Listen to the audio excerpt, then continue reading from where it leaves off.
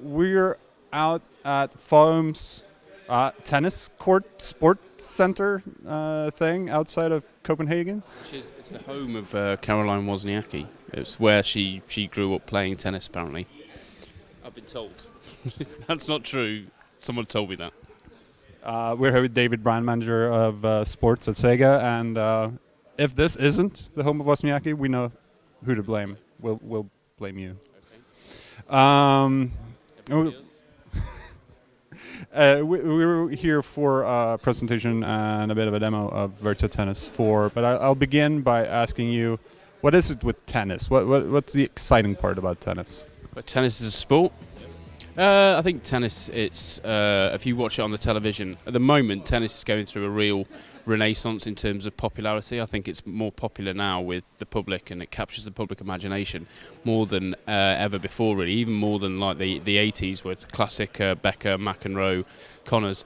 You've got, on the men's side of the game, you've got obviously two of the best players that have ever existed in Nadal and Federer, but also you've got a real crop of players that can now beat them. So gone are the days of Federer domination, gone are the days of Sampras domination. There's 7 or 8 guys who start out at the start of every Grand Slam realistically think that they can win that. And on the women's side as well, you've got you've obviously got the Williams sisters and a brilliant crop of Russian players as well. Obviously, Caroline Wozniacki, who's from Denmark, is world number 1 at the moment. But then you've also got the Belgium duo as well that have come back as well to challenge them. So on the women's side, it's really interesting as well, and there's lots of big names.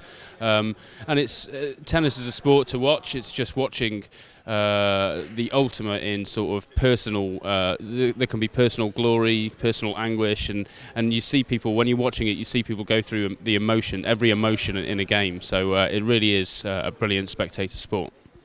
And how do you think Virtua Tennis as a video game ties in with that kind of drama, anguish, and also popularity of the sport in general?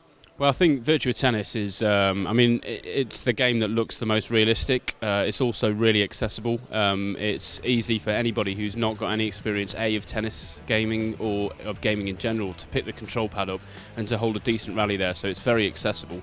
But to master all the shots, just like in real tennis, it takes a lot of practice. It's a lot of tactics.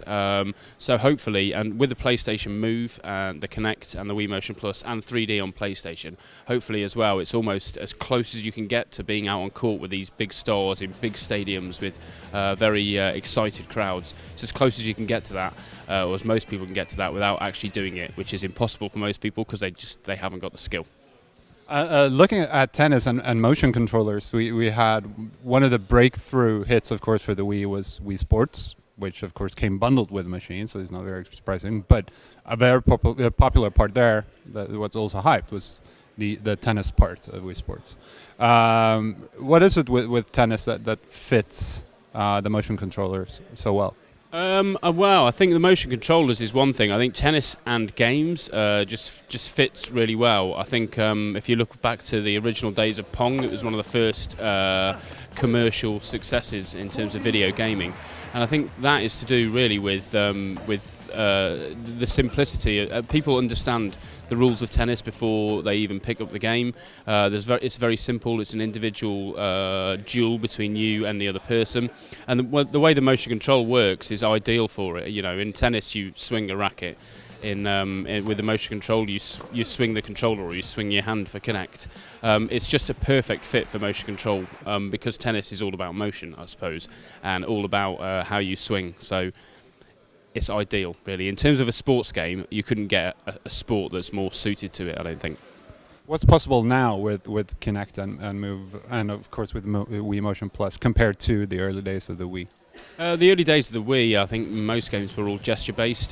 Before the Wii Motion Plus arrived, it was definitely not about the direction that you swung the racket in. It was more about the timing of your swing. Now, the Move, the Kinect, and the Wii Motion Plus recognise the direction that you swing your racket in, so it's easy to call your shots across court, and you get more of a feeling of realism because it's where you're swinging rather than when you're swinging.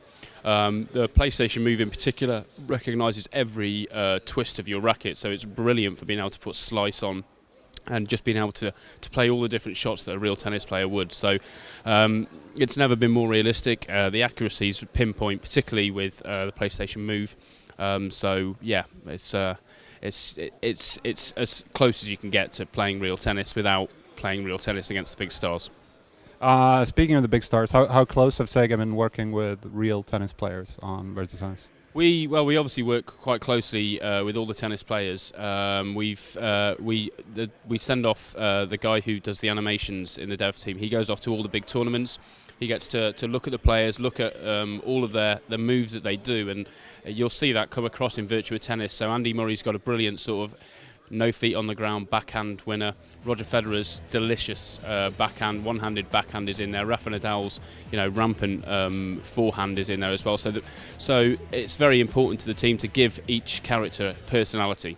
So when you're playing against Rafa Nadal, for example, it feels as though you're playing against Rafa Nadal rather than just an opponent at the other end of the court. In terms of the guys who have played the game and tested the game, we've had Caroline Wozniacki playing the game. She was very impressed with the 3D mode. She thought it was incredible how we managed to model her character and get her kit exactly right.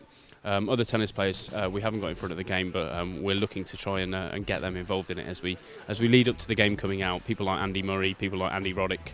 We're hoping to get testing the game as well. Of course, you're, as you said before, you're the brand manager of sports at Sega. How important is Virtua Tennis for Sega in general? It's one of our leading series of games. It's been around for 10 years now this year, so there's been 10 years of Virtua Tennis on console. It was obviously a massive arcade success as well.